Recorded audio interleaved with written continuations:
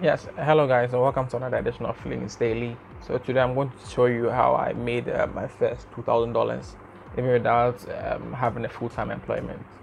And one key thing I will tell you about is reading. I thought initially it was very difficult for me, but when I really had a grasp of it, within 1 month I was able to read, let's say, 45 books, and it kept going. It's something simple you have to learn. So the books I recommend, one is Who Moved My Cheese? Yes, Who Moved My Cheese. Then Art of War. It really helps. Yeah, that would have been very boring. Okay, like I said, you're going to look at how I made my first $2,000 without even working. But I'm not going to go through that style. You're not in a lecture. Let's start all over. My name is Osafredu, but you can call me Bravin. Stay tuned.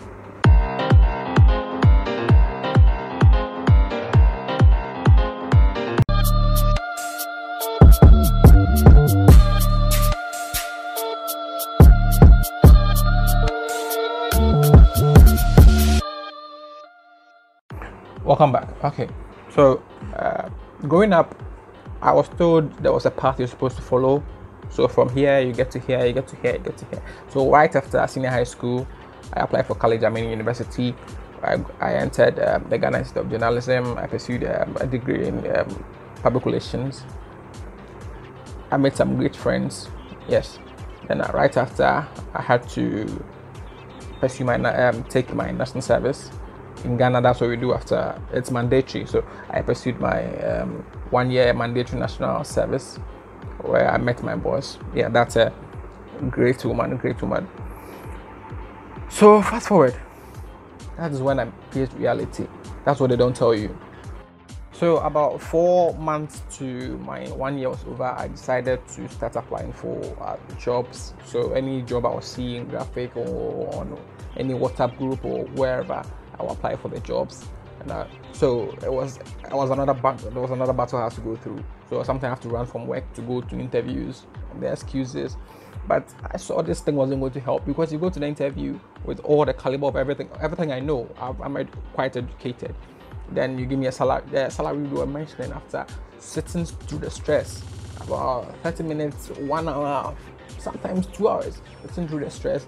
They tell you, oh, we're going to give you, say, 500 cedis a month. That is, let's say, about $100.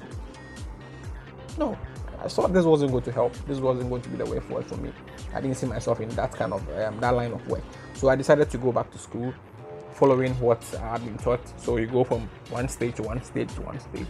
So I go back to school again to pursue my graduate studies. So that I saw, from what I had seen, I saw that I can't do that kind of work. Maybe I have to do my own work, something. But at that point in time, I wasn't really thinking about setting up my own business. I was just thinking about working for someone. So the more certificates you get, the more salary you get when you get employment. But then, that was an option as well. So I decided to go to school. So we started. I met another set of great friends. Yeah, very great friends. High network individuals. If it's money, class, jobs, well sorted, very connected. Yes. One thing I'm going to tell you is, in this line, you have to dream big. You have to dream big.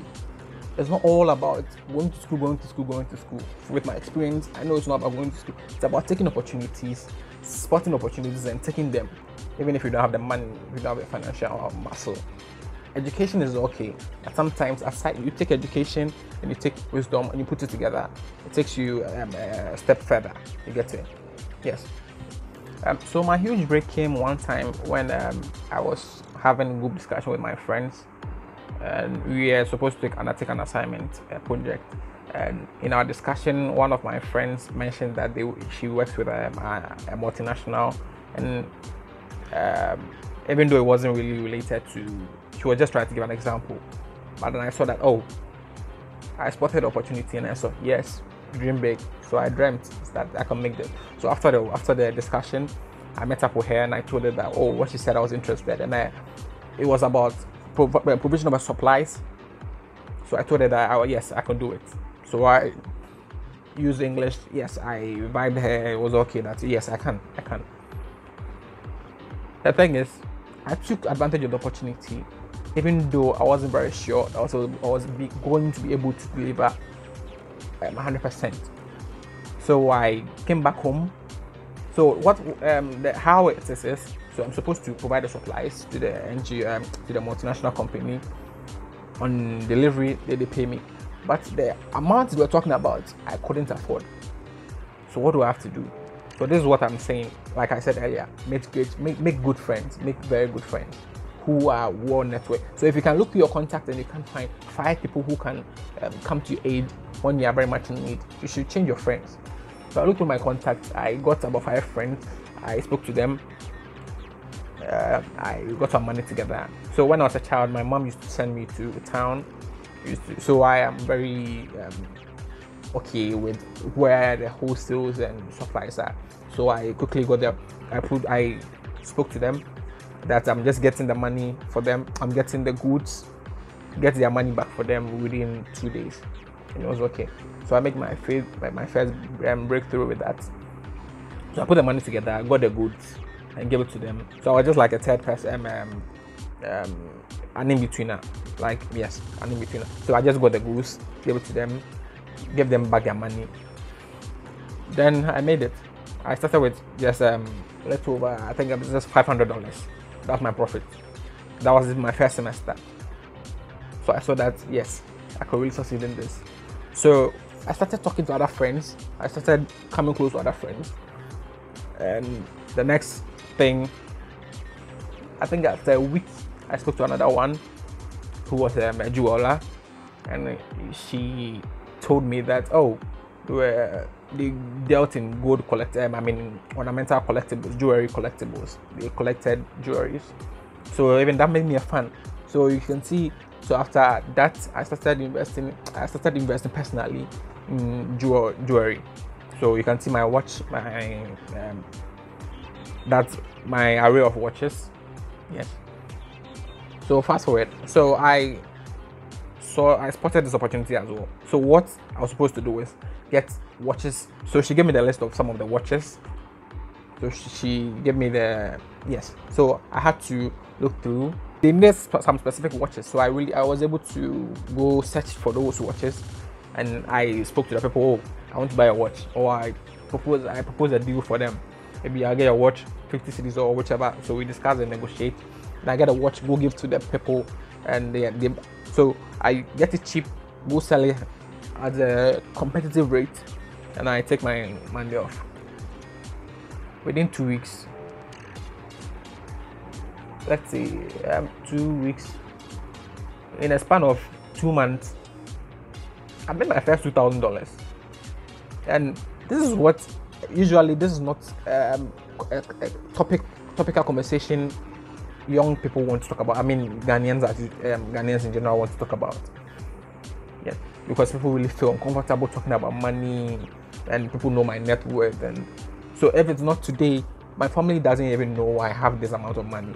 I'm still living my normal life. I don't really show off. So when I made this money, I was so happy. I went out. I went to treat myself. Yes, I went to Capital.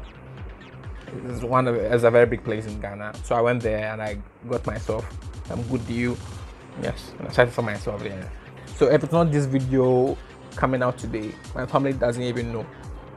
And that was just about 5 months ago. So just imagine things I've done within this 5 months period. So 3 months before the 5 months, I was able to get this $2,000. So I usually quote my prices in dollars because the dollar is the yardstick. So I really convert all my currencies into all my expenditure into dollars, so that yes, I can see from a bigger perspective and do better projections. So another thing I'm going to tell you is once you get money, don't spend the money all at once. Once you get money, make money get you more money. So with that money, that little money, sum of money I had, I knew I could make more. So it's not all about reading books or going to school. It's about being visionary and being focused. You get me? So with that money I got, I was able to invest a bit.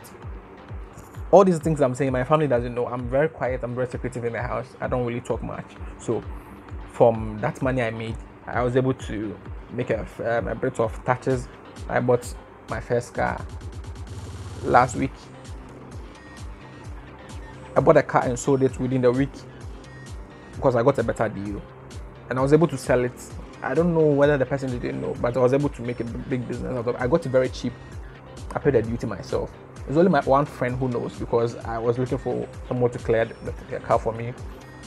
So that's how the person got to know. So if it's not you people saying it today, nobody will know. So they cleared the car for me, and out of the money I made from that car, I was able to buy 2 cars just 3 days ago. So look at my age.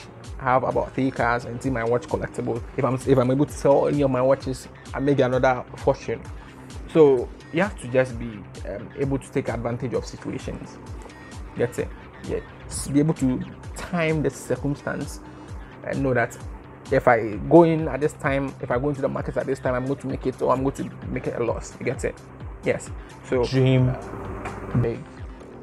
Dream big. Dream big. Dream big.